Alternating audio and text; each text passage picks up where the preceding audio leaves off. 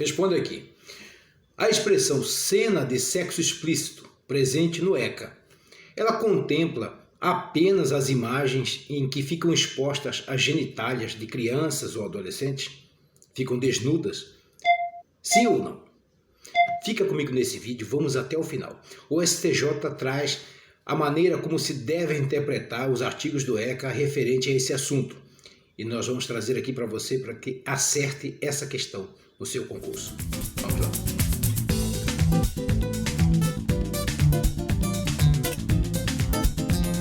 Agora, amigo, você que vai fazer o seu exame da OAB ou o seu concurso jurídico, outro qualquer que seja ele, eu peço a sua máxima atenção, toda a atenção com o que diz a lei sobre esse assunto. Veja aqui do meu lado o artigo 240 do Estatuto da Criança e do Adolescente, o ECA. Ele vai falar em produzir, em filmar, fotografar cenas de sexo explícito ou pornográfica envolvendo criança e adolescente. Essa última frase ela é muito importante. Cenas de sexo explícito ou pornográfica. Tão importante que ela aparece logo aqui de novo. Para você comparar, mantenha os dois artigos. O 241B está aqui também do meu lado. Compare os dois. Você verá que a cena de sexo explícito ou pornográfica é uma expressão que aparece de novo no artigo 241B. Só que desta vez como um estatuto nuclear de possuir, adquirir, armazenar essas cenas. Mas afinal, o que significa essa tal cena de sexo explícito? Isso é fácil. E pornográfica. Que status deve ter essa última parte? Pornografia, para que a lei assim considere como conduta suspeita.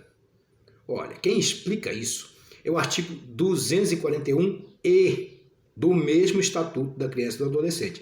Veja aqui do meu lado, que ele vai contemplar uma série de condutas, mas ele não diz que caracterize cena de sexo explícito a imagem da criança ou adolescente em que a genitália não esteja exposta. Ao contrário, ele fala em expor as genitálias de criança ou adolescente. Isso caracterizaria cena pornográfica.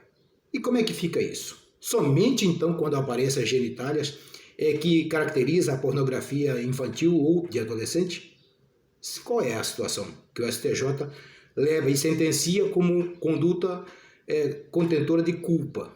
Afinal de contas, o que caracteriza essa pornografia para a lei? Olha, e nós chamamos aqui a sua atenção para essa expressão que se repete, cena de sexo explícito ou pornográfica, porque a defesa lançou mão desse expediente. Alegou que não houve sexo explícito, e de fato não houve mesmo, e a questão da pornografia ela não ficou constatada, porque as adolescentes vítimas dessa situação, com 12 e 13 anos, elas aparecem em imagens de biquíni, em poses sensuais, com finalidade primordialmente sexual, como exige a lei, para que seja assim tipificado, mas não havia ali a exposição das genitálias, porque estavam de biquíni. E então a defesa disse que a narrativa, na denúncia, não se amolda ao tipo previsto na lei, ao tipo penal.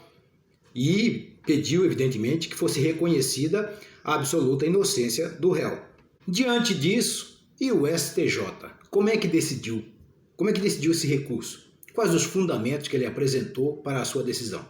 Olha, veja aqui, do meu lado, você vai ver aí o artigo 6º do Estatuto da Criança e do Adolescente. E você verá que ele contempla aí a máxima proteção ao interesse e à segurança de crianças e adolescentes. Me permito aqui ler junto com você. Vamos lá. Na interpretação desta lei, levar-se em conta os fins sociais a que ela se dirige, as exigências do bem comum, os direitos e deveres individuais e coletivos e a condição peculiar de criança e de adolescente como pessoas em desenvolvimento. Olha, isso reclama a máxima proteção que se puder atribuir ao interesse e à segurança da criança e do adolescente. E o STJ disse mais. O artigo 241E, que vimos há pouco, que explica lá o que sejam cenas de sexo explícito ou pornográfica envolvendo criança e adolescente. Ele diz que esse artigo, esse trecho da lei, ele é uma explicação exemplificativa, mas não integral. Ela não coloca ali tudo o que pode ser caracterizado como pornografia. O STJ entende que para a máxima proteção, para se dar efetividade ao que vimos aí no artigo 6º, que reclama máxima proteção ao interesse de criança e adolescente, é preciso fazer a interpretação caso a caso, caso concreto.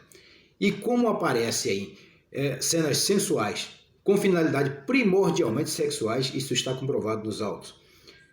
Ainda que não apareça a genitália das vítimas, criança e adolescente, está assim caracterizado a pornografia que reclama a lei para que ocorra a condenação do réu. Amigo, tenha toda a atenção com os detalhes que trouxemos aqui e acerte essa questão na sua prova. Traga com você o conhecimento sobre a interpretação que a Corte Superior, STJ, faz dessa situação. Porque é isso que a banca vai querer saber de você. Acerte essa questão. Deixe o seu like, se inscreva no canal, porque assim você se mantém atualizado com as melhores informações para acertar a sua questão de concurso. Bons estudos!